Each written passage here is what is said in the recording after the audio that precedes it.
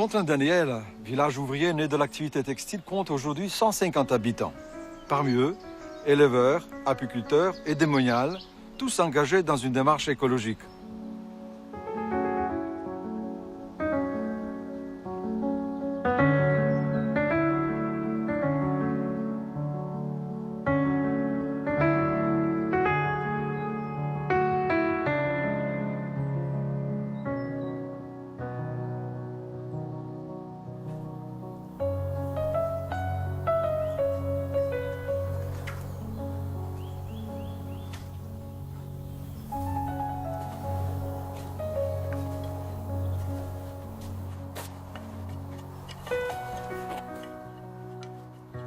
Dans le monastère, nous avons toujours travaillé la terre. Toujours, on a fait le potager pour nos besoins. Moi, je n'avais pas d'expérience aucune. J'étais de grande ville, je ne connaissais pas les plantes ni la culture de la terre. Et la première chose qui m'a frappée, c'est cette énorme générosité de Dieu. C'est-à-dire que de penser qu'une seule graine va produire des centaines d'autres graines. Ça, pour moi, j'étais ignorante de cette richesse.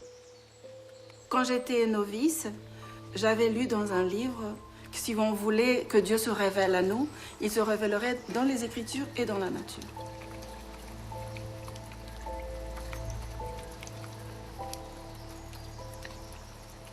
Il y a dans le christianisme oriental une vision beaucoup plus contemplative de la nature, une approche moins rationnelle, plus contemplative. Ces deux termes, sobriété, décroissance, qui sont très à la mode en dehors des milieux religieux, qui sont des mots d'ordre de l'écologie, parce qu'on ne voit pas comment on pourrait résoudre la crise actuellement autrement que par le moyen de la décroissance, eh bien, c'est quelque chose que nous essayons de pratiquer, en tout cas dont nous faisons, à travers notre pratique du jeûne entendu au sens large, un apprentissage régulier.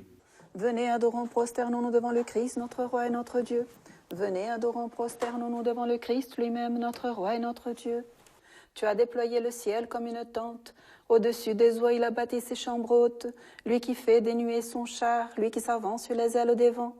Lui qui fait de ses anges des esprits et de ses serviteurs des flammes de feu.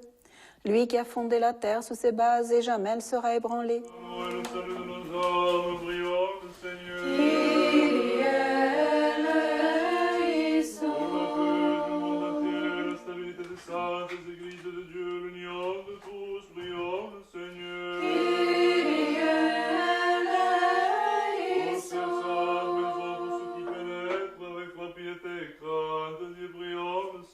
J'ai appris que le village Fontaine-Daniel organise tous les ans, depuis 16 ans, une fête de la terre. Oui, c'est un souci écologique qu'ils ont dans ce village-là.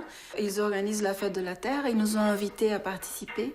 Et donc nous témoignons avec nos produits et nos icônes et nos objets religieux aussi. La nature, elle nous rapproche de Dieu parce qu'on voit en lui et sa bonté, sa générosité et sa beauté aussi. Il y a beaucoup de prières et d'offices, même dans l'Église orthodoxe, qui concernent la nature. On prie pour la nature, pour ce qui va bien et pour ce qui va mal aussi. Et puis, il y a dans l'approche orthodoxe aussi une relation très concrète à la nature, dans la façon de la cultiver, dans la façon de l'entretenir, dans la façon de la préserver. Et il faut dire que l'Église orthodoxe a joué vraiment, par rapport à la crise écologique, et ça c'est largement reconnu par tout le monde, en tout cas au sein des églises chrétiennes, un rôle de pionnier. Voilà le jardin des plantes aromatiques, médicinales et à parfum qu'on appelle les simples. Donc on a plusieurs carrés différents. On a la menthe qui sont plutôt là, la lavande, le thym, l'angélique. Là, c'est maintenant l'époque où les plantes vont commencer à sortir. On va voyez les graines qui sont tombées à l'automne. Tout commence à sortir. Et pourquoi vous appelez ça jardin des simples? Il paraît qu'au Moyen-Âge, on appelait les plantes médicinales aromatiques, les simples. Puisque c'était simple à cultiver, simple pour se soigner, simple en utilisation, ce n'était pas de préparation compliquée. Là, il y a beaucoup de pissenlits, qu'on pourrait dire des mauvaises herbes, mais qu'on ne dit pas des mauvaises herbes. C'est des adventices. Elles ont poussé, il ne fallait pas. Mais le pissenlit est aussi médicinal. On utilise la racine pour faire des décoctions. Et nous avons ici la lavande, n'est-ce pas? Oui, la lavande qui est aussi une plante de terre sèche.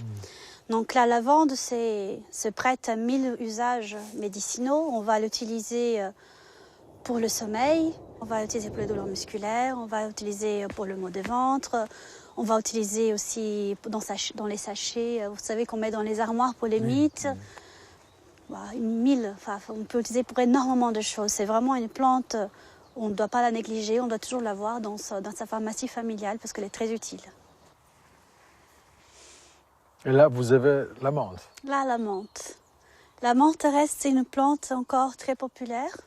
Tout le monde le connaît. On a souvent, je pense, à cause de son parfum, son goût qui est rafraîchissant, qui est agréable. Et là, ses propriétés digestives qui sont très reconnues. Enfin, partout, tout le monde connaît les propriétés de la menthe. Mais on l'utilise aussi pour tout ce qui est nausées, maux de tête, pas mal de choses aussi. Et là, nous avons quoi comme plante? Là, c'est le thym. Le thym est une plante stimulante, tonique. Il y a un parfum, regardez, sentez-le. C'est vraiment très agréable. Ah oui, tout à fait. Donc, c'est une plante qu'on va énormément utiliser pendant l'hiver.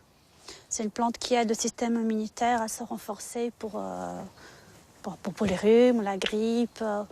Mais il a aussi de vertus digestives et vermifuges. Donc c'est une plante qu'on va utiliser de beaucoup de façons différentes. Et on peut l'utiliser en sirop. Nous faisons un sirop ici, mais on peut l'utiliser aussi en huile essentielle, en teinture mère, en tisane, frais ou sec. On peut aussi l'utiliser dans la cuisine. Le thym est très connu dans la cuisine aussi. Il y a dans l'Église orthodoxe une théologie des énergies divines par laquelle on acquiert la conscience d'une présence et d'une action continuelle de Dieu dans la création. C'est-à-dire que Dieu n'est pas simplement renvoyé à une transcendance qu'il a effectivement dans son essence, mais en même temps, par ses énergies, il est présent et actif. Et donc, quand on regarde la nature, on a conscience de cette présence de Dieu, de cette action de Dieu, et c'est ce qui fonde le respect et même l'amour que l'on peut avoir pour les êtres de la nature. Toi le Très-Haut, tu as bien voulu nous soumettre la terre, la mer et tout ce qu'elle renferme. Tu nous as permis de voyager sur les routes du ciel.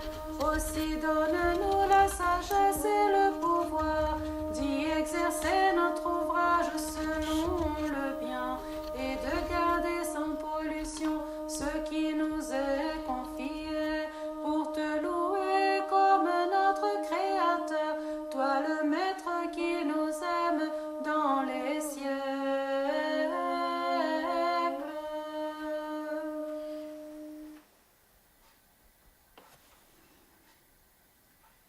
À partir de cette vision contemplative de la nature, on a aussi une vision eucharistique, une relation eucharistique avec les êtres de la nature, c'est-à-dire qu'on s'élève par Dieu, non seulement en voyant Dieu présent dans sa création, mais en même temps en lui rendant grâce pour la magnificence de sa création, pour sa beauté, pour aussi le fait que, dans une certaine mesure, il la préserve aussi, parce que ce qui détruit évidemment la création, c'est l'action de l'homme, ou une certaine action de l'homme. On a institué même tout un office pour la protection de l'environnement.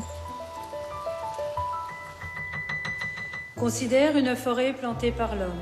Ces arbres ressemblent aux bataillons d'une armée. Les forêts naturelles, en revanche, reposent le regard par leur variété. Certains arbres sont petits, d'autres plus grands, et chacun a sa propre couleur.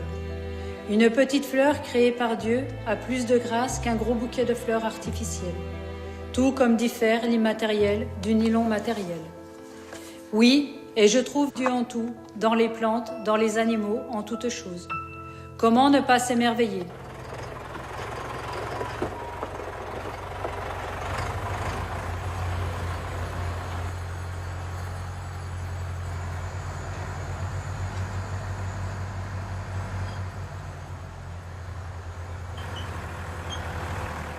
Tout ce que je distribue aux vaches, c'est moi qui le fais, qui le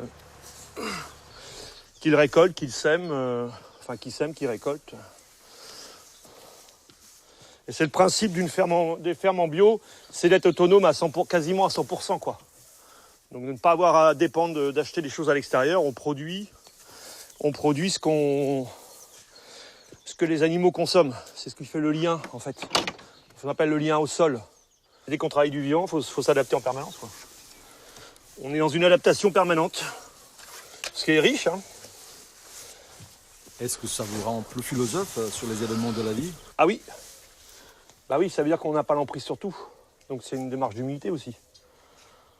Je veux dire, on ne maîtrise pas tout, on ne maîtrise pas le temps, on ne maîtrise pas je veux dire, tous les impondérables liés au vivant. Donc à un moment... Et puis c'est un métier où il faut trouver une... C'est pas pour rien quand on parle de la sagesse du bon paysan, quoi. C'est comment il faut savoir être posé, il faut aussi savoir prendre le temps d'observer. Notre métier, c'est un métier d'observation. J'ai beaucoup de temps d'observation, de voir les animaux, de voir la nature, aller se promener, voir la terre, voir les plantes, etc., quoi. Donc oui, c'est vraiment une école d'humilité. Je pense pas que ce soit vraiment un hasard que dans les monastères, il y a toujours eu de l'agriculture. Déjà, ça permet de nourrir la communauté, mais c'est aussi vraiment une démarche d'humilité. Je veux dire, on se sent petit. Et même si on veut sentir, on a beaucoup d'orgueil, on ne sera pas les plus forts.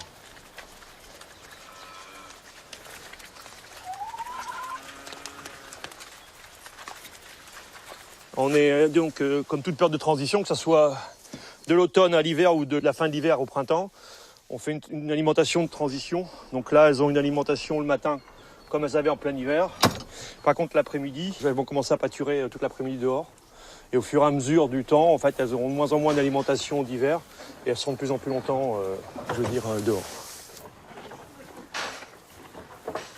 Les animaux occupent une place très, très importante, à tel point que très fréquemment des comparaisons sont faites dans les écrits des pères avec la vie des animaux. Et on voit que énormément de saints, en fait, ont eu des relations avec les animaux qui sont très intéressantes parce que le plus souvent, ces saints vivent dans le désert et se trouvent au milieu d'animaux sauvages. Et on voit à travers des épisodes très pittoresques de leur vie comment ils réussissent à rendre tous ces animaux sauvages très doux, à les apaiser, à établir une harmonie entre eux-mêmes et leur milieu naturel, y compris un milieu hostile.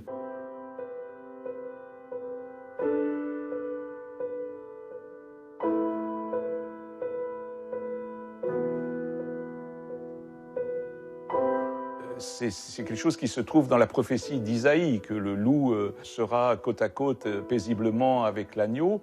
Donc c'est un espoir pour le christianisme de réussir à réaliser cette harmonie qui a été brisée par le péché de l'homme et par les passions de l'homme.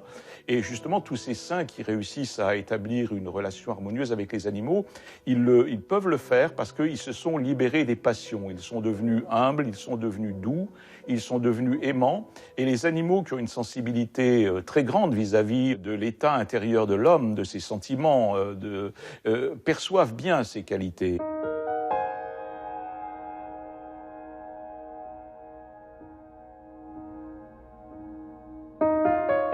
Toutes ces créatures, d'une certaine manière, font une avec l'homme dans la mesure où elles sont toutes reliées à Dieu et font une sorte d'unité en Dieu. Chaque fois qu'une espèce s'éteint, c'est finalement une création de Dieu à laquelle on porte atteinte. C'est un crime pas seulement contre la nature, mais c'est aussi un crime contre Dieu. Tu fais pousser l'herbe pour le bétail et les plantes pour le service de l'homme, pour qu'il tire le pain de la terre et le vin qui réjouit le cœur de l'homme, pour que l'huile fasse splendir son visage, que le pain fortifie le cœur de l'homme. Que tes œuvres sont admirables, Seigneur, tu as fait toutes choses dans ta sagesse. Gloire au Père et au Fils, au Saint-Esprit, et maintenant et toujours et dans les siècles des siècles. Amen. Alléluia, alléluia, alléluia, gloire à toi, ô Dieu. Alléluia, alléluia, alléluia, gloire à toi, ô Dieu. Alléluia, alléluia, alléluia, gloire à toi, ô Dieu. Notre espérance, Seigneur, gloire à toi.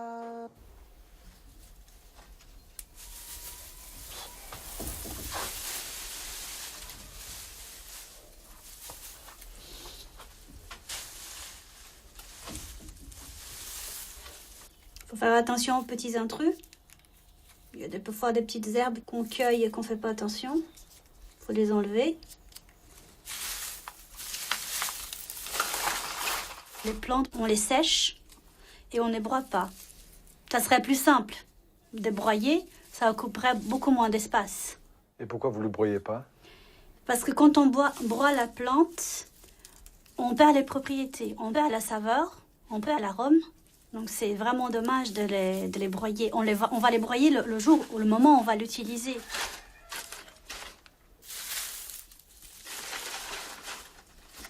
Le fait d'être chrétien, déjà, c'est le respect de la nature, le respect de la création, n'est-ce pas? C'est qui nous fait respecter aussi le sol, les plantes qu'on cultive.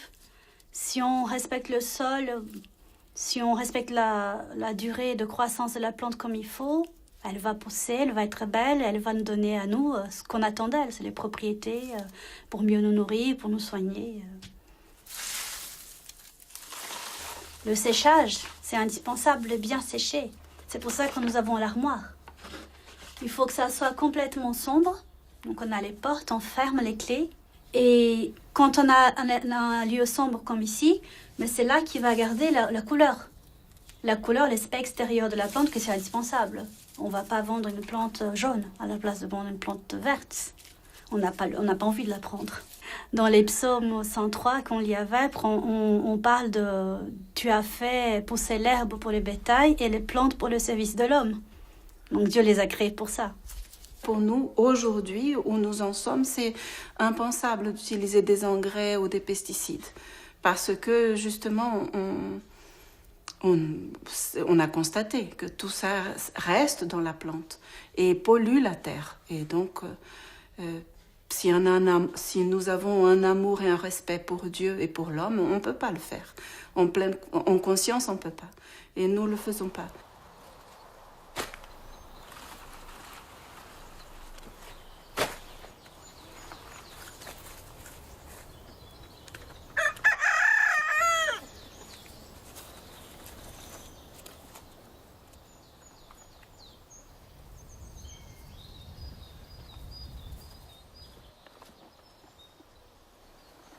Je pense que tout travail monastique est béni par Dieu.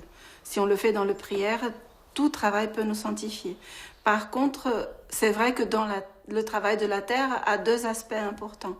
L'un, le travail rude, c'est-à-dire il faut beaucoup travailler, améliorer cette terre, l'aérer, pour que la semence puisse produire. Et donc, ça nous donne l'aspect ascétique de la vie monastique. Et donc, ça, on le voit quand on travaille la terre, parce que si Dieu le veut, s'il nous apporte le soleil et la pluie au bon moment, cette terre-là, elle va nous produire beaucoup de fruits. Et donc, on peut envisager tout cela comme une grande bénédiction, en fait. Quand on travaille la terre et que la pluie vient juste après, on se dit, Dieu était présent, il a vu notre travail, et il a béni notre travail aussi. Et si un jour vient le grêle et qu'il détruit tout, on se dit que cela soit béni, Dieu l'a voulu ainsi. Dans notre vie aussi, il y a des tempêtes et il faut les accepter malgré tout. Donc c'est un exercice pour notre vie ascétique et pour notre vie spirituelle, le progrès spirituel des moines. Le patriarche Bartholomée, qu'on a surnommé le patriarche vert, a déployé une intense activité politique et diplomatique auprès des responsables qui pouvaient agir par rapport à la crise de l'environnement, et ça depuis plusieurs décennies. Il y a le souci dans beaucoup de monastères orthodoxes de pratiquer une agriculture qui respecte la nature, une agriculture biologique.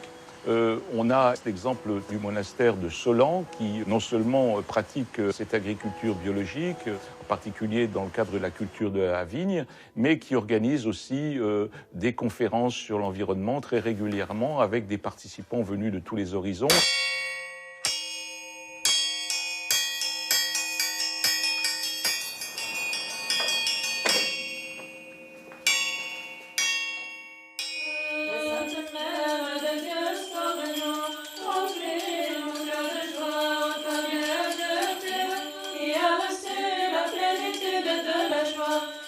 Il y a des textes, évidemment, qui réfléchissent sur la question écologique dans le cadre du patriarcat de Constantinople, mais également dans le cadre du patriarcat de Moscou, c'est-à-dire que l'ensemble des églises locales travaillent à essayer de trouver un sens et de résoudre cette crise écologique que nous connaissons, qui va dans une réhabilitation de la valeur de la nature aux yeux de nos contemporains qui souvent ont perdu cette valeur, faute justement de connaître, de comprendre sa relation à Dieu.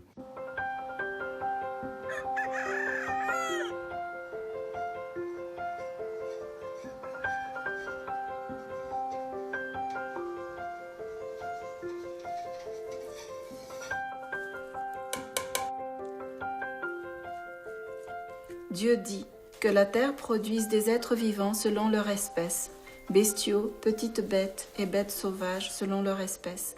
Il en fut ainsi. Dieu fit les bêtes sauvages selon leur espèce, les bestiaux selon leur espèce et toutes les petites bêtes du sol selon leur espèce. Dieu vit que cela était bon.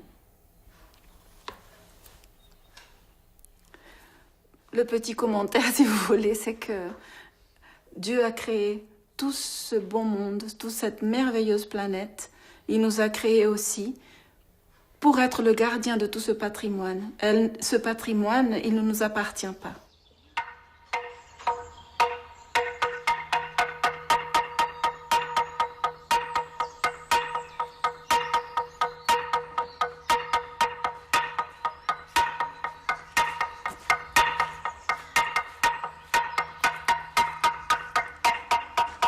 Mon cœur a été troublé au-dedans de moi. Je me suis souvenu de jours d'autrefois. Je méditais sur toutes tes œuvres. Sur l'ouvrage de tes mains, je méditais. J'ai tendu mes mains vers toi, mon âme devant toi comme une terre sans eau. Hâte-toi, Seigneur, de m'exaucer, mon esprit défaille. Ne détourne pas de moi ta face, que je ne sois semblable à ceux qui descendent dans la fosse. Fais-moi entendre au matin ta miséricorde, parce que j'ai mis en toi mon espérance. Fais-moi connaître la voie où je dois marcher, car vers toi j'ai levé mon âme. Délivre-moi de mes ennemis, Seigneur, auprès de toi je cherche. Ce qui lie mon travail à mon service d'église, c'est vraiment une démarche d'humilité. Voilà. Et notre travail là au quotidien, voilà, on est aussi dans cette démarche d'humilité. On ne maîtrise pas les impondérables, on ne maîtrise pas le temps, on ne maîtrise pas tout ce qui touche au vivant. On doit rester humble. Et de toute façon, on n'a pas d'autre choix que de rester humble par rapport à ça. Le point commun peut-être aussi, c'est que dans mon métier, on n'a jamais fini d'apprendre. Comme dans le service d'église, dans le service à l'autre, dans le service à Dieu, on n'a jamais fini d'apprendre. On est toujours dans une constante, je veux dire, découverte, une constante. Et ça, c'est vraiment un lien, quoi. Je trouve important, quoi. Voilà. La retraite doit être un moment calme. C'est un moment où on peut prier.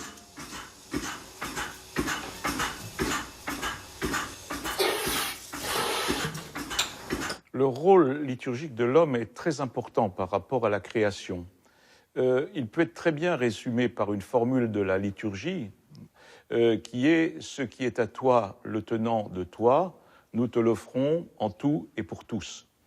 Et ce rôle eucharistique consiste en fait à redonner à Dieu ce que l'on a reçu de lui. Si l'homme peut avoir cette fonction eucharistique, c'est précisément parce qu'il a été placé au centre de la création. On a souvent reproché au christianisme son anthropocentrisme, mais précisément, c'est grâce au fait que l'homme est roi de la création et au centre de la création qu'il est capable d'être un médiateur entre la création et Dieu. L'homme a cette fonction, si vous voulez, en étant placé au centre de la création et en étant un microcosme, c'est-à-dire en réunissant en lui finalement, toutes les composantes de la création, en étant à la fois un résumé du monde minéral, du monde végétal et du monde animal, et en même temps en ayant ce que eux n'ont pas, donc en étant le sommet de la création, eh bien, il a cette possibilité, en englobant en lui toute la création, précisément de l'élever, de la réunir en lui et de l'élever vers Dieu.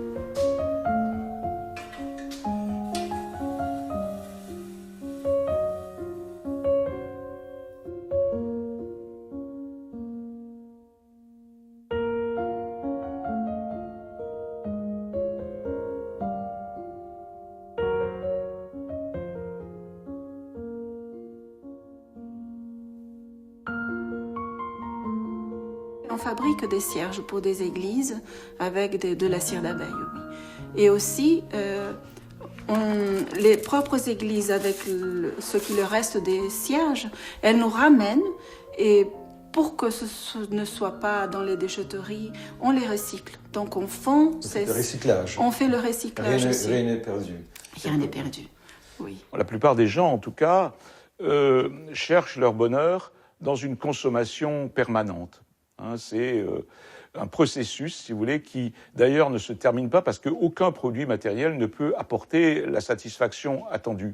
Mais à la base, donc, c'est cette passion d'avidité que l'on trouve, et il y a d'autres passions qui sont en cause. Par exemple, un égoïsme qui fait que quand on consomme, on ne se soucie pas non seulement des dégâts que ça va provoquer parmi les plantes, parmi les animaux, parmi les minéraux, mais aussi des conséquences catastrophiques que notre consommation d'occidentaux riches va avoir par rapport à des gens qui vivent en Afrique. Ce que les pères appelaient en grec la philotia, l'amour égoïste de soi, où l'on ne pense plus aux autres, où on pense à sa seule satisfaction personnelle. Et puis, il y a évidemment d'autres passions qui sont en cause. Il y a ce qu'on appelle banalement l'avarice, que les pères grecs appelaient la philargyria, c'est-à-dire l'amour de l'argent et des biens matériels, qui fait que ceux qui sont riches cherchent à acquérir des richesses pour leur propre jouissance ou tout simplement pour les accumuler, pour les capitaliser sans vouloir les partager avec les autres. Et donc, si vous voulez, c'est dans la résolution de ces passions qui sont à la base que l'on pourra vraiment trouver une solution définitive à la crise écologique. Donc, ça suppose un travail spirituel, un travail ascétique.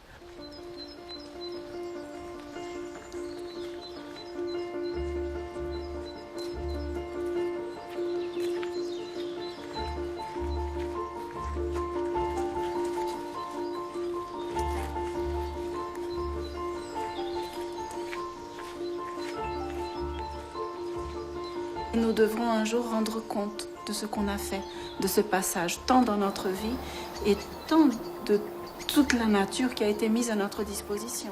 Mais faisons-le avec le Christ centré dans notre vie, en sachant que c'est lui qui nous a donné tous ces outils.